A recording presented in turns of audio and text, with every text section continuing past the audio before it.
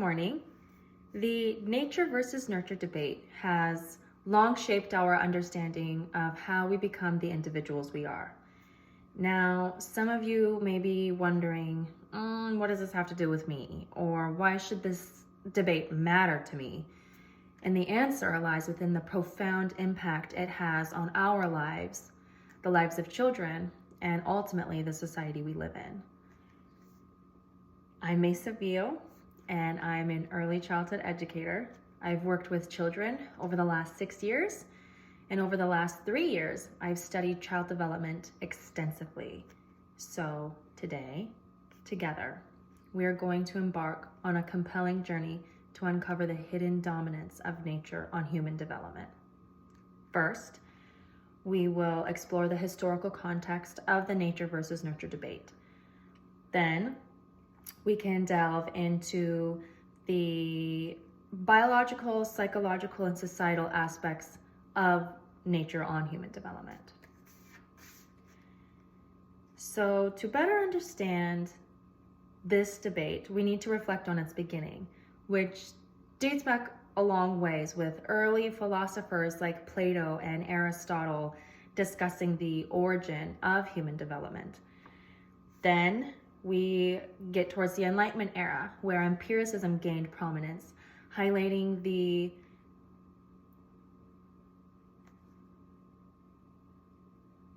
role that experiences have on human development.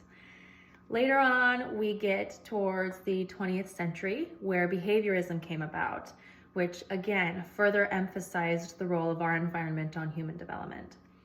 Then the mid-20th century, twin studies emerged, and this explored the concept of genetic factors and environmental factors working together to mold a human being. Now, in contemporary times, there's a more holistic perspective. We can see how both genetic factors and environmental influences shape who we are as individuals. And no matter where you lie on this debate, we can accept the fact that both nature and nurture play a critical role in human development. Though the nature of a person's being can be seen as the determining genetics, the nurturing environment can still affect a human being on a biological level. You can see this with the brain's plasticity and adaptability.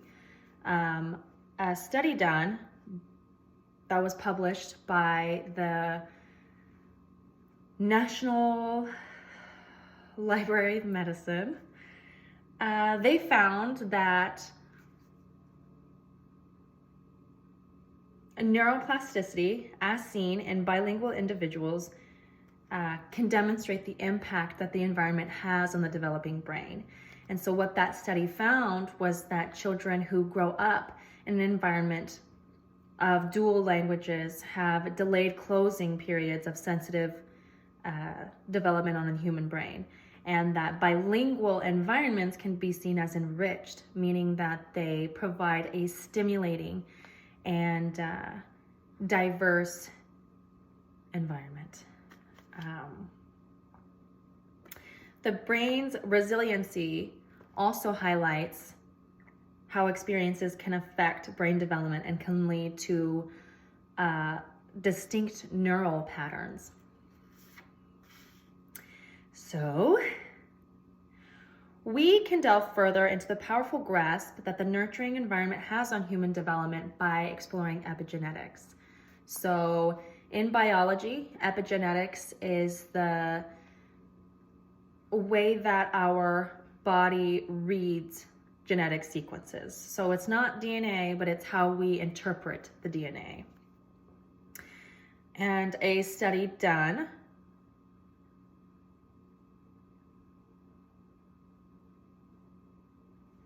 by, again, the National Library of Medicine found that exposure to toxins in the environment can result in different pathways. So essentially, our environment can modify the expressions of our DNA, how we read it. Toxins such as like drugs or literally anything toxic when you're pregnant. It can affect how your baby's body reads its DNA. And that brings me into transgenerational epigenetics. The research on transgenerational epigenetics shows that environmental influences on generations can shape subsequent generations. And so what one person experiences, like me, whether it's toxins or just experiences in my life, things that are high in stress, it changes the way that my body reads my DNA, and it can carry out to my children and then future generations. All right, moving on. Not only does our environment have an influence on our biological functioning, it also plays a pivotal role in a person's psychological development and success. So parenting styles profoundly influence individuals. Researchers have identified 4 different parenting styles, and depending on the way that your guardians engage with you as a child, it can shape your traits and your morals, your ethics as an adult. The United States Children's Bureau reinforces that nurturing environments foster secure attachment, while abuse or neglect can lead to detrimental outcomes. That study found that children who grow up with positive guidance and interactions in a supportive environment are more likely to move on to college, graduate, have success in their careers, whereas children who experience abuse or neglect, they're more likely to go to jail. Okay. I'm so sorry. Sociocultural factors, including stereotypes, influence beliefs, behaviors, and aspirations from a young age. Science Advisor found that. They did a study on a group of 700 5, 6, 7-year-olds, and they asked them questions like,